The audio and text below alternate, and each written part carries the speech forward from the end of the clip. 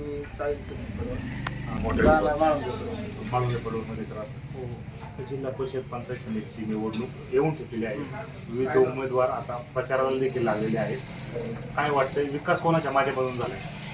विकास तर निश्चितच मागच्या पंचवार्षिकमध्ये आपण बघितलं तुलसीताई आणि माजी सभापती उषाताई कानडे यांच्या माध्यमातून भरपूर विकास कामे करण्यात आली.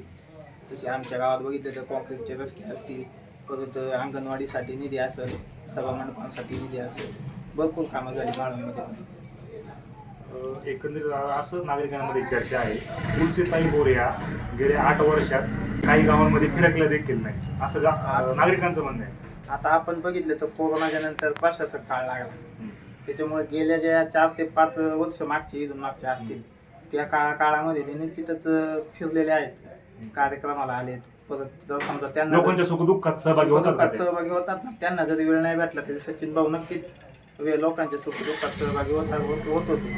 पुढे लग्न कार्यक्रम असेल, पुढे कोणाची पूजा असेल, दशकिरा विधी असेल, नक्कीच सचिन भाऊ जाईल. नवीन चेहऱ्यांना संधी दिली पाहिजे असं वाटत नाही का तुम्हाला?